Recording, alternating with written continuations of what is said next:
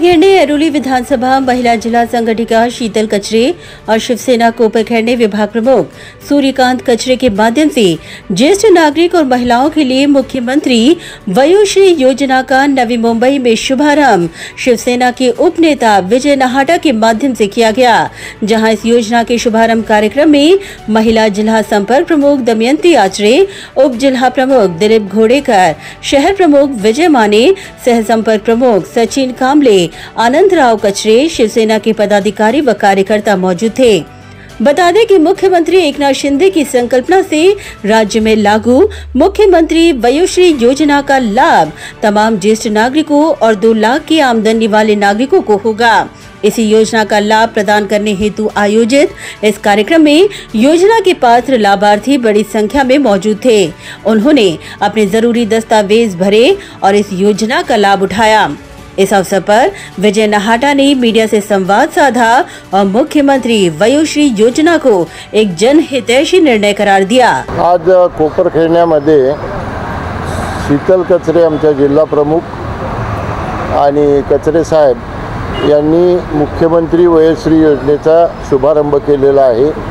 ही अतिशय आनंदाची गोष्ट आहे आणि तुम्ही पाहता आहात की जवळजवळ 400-500 ज्येष्ठ नागरिक महिला आणि पुरुष या ठिकाणी या योजनेचा लाभ घेण्यासाठी आलेले आहेत। एकनाथ शिंदे साहेब मुख्यमंत्री झाल्यानंतर ज्येष्ठ नागरिकांचे जेवढे प्रश्न होते ते सगळे प्रश्न एका सभेमध्ये एका मीटिंगमध्ये त्यांनी मार्गी लावलेले आहेत आणि आता ज्येष्ठ नागरिकांची एकही मागणी आतापर्यंत झाल्या त्या सगळ्या मागण्या मुख्यमंत्र्यांनी मान्य केलेल्या आहेत। आता ही नवीन जी योजना आहे या योजनेअंतर्गत 3000 रुपये अनुदान हे ज्येष्ठ नागरिकाला मिळणार आहे।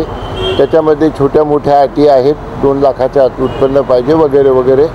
त्याची पूर्तता करणाऱ्या सगळ्या ज्येष्ठ नागरिकांना नव्या मुंबईमध्ये हे अनुदान देण्याचं काम शिवसेनेमार्फत हाती घेण्यात आलेलं आहे आणि आमचे सगळे कार्यकर्ते व्यवस्थित बोर्ड वगैरे लावून माहिती वगैरे देऊन लोकांचे फॉर्म भरून घेऊन येणाऱ्या 8-10 दिवसामध्ये ही रक्कम या लोकांच्या खात्यामध्ये जमा होईल असं आमची तरतूद केलेली आहे। शिवसेनेचे लोक लोकांसाठीच काम करतात, निवडणुकीसाठी काम करत नाही आणि त्यामुळे तुम्ही पाहिलं असेल की शिंदे साहेब मुख्यमंत्री झाल्यानंतर महिलांसाठी घेतलेले निर्णय, शेतकऱ्यांसाठी घेतलेले निर्णय, तरुणांसाठी घेतलेले निर्णय, या निर्णयामुळे या पक्षाकडे अक्षरशः रीघ लागलेली कार्यकर्त्यांची आणि संपूर्ण शिवसेना पक्ष शिंदे साहेबांच्या नेतृत्वाखाली अतिशय चांगलं काम महाराष्ट्रात करतोय।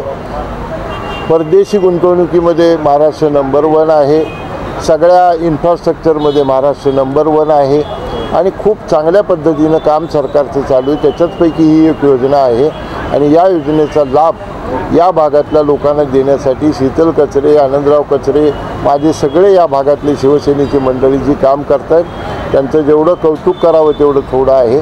येणाऱ्या काळामध्ये देखील अशाच पद्धतीनं यांच्यामार्फत शिवसेनेच्या मार्फत कार्यकर्त्यांच्या मार्फत या भागातल्या जनतेची ते निश्चितपणाने सेवा करतील याच्याबद्दल माझ्या मनामध्ये शंका नाही। ज्येष्ठ नागरिकांना मी आवाहन करेल की त्यांचं जे उर्वरित आयुष्य राहिलेलं आहे ते त्यांनी कुठलाही ताणतणाव अपेक्षा न ठेवता अतिशय आनंदाने घालवावं। त्यांच्या काही अडचणी असतील तर आमची संपूर्ण शिवसेना व्यक्तिगत अडचण असेल, कौटुंबिक अडचण असेल, आर्थिक अडचण असेल ती सोडवण्याचा 100% प्रयत्न करेल। त्यांनी कुठलाही ताण घेऊ नये।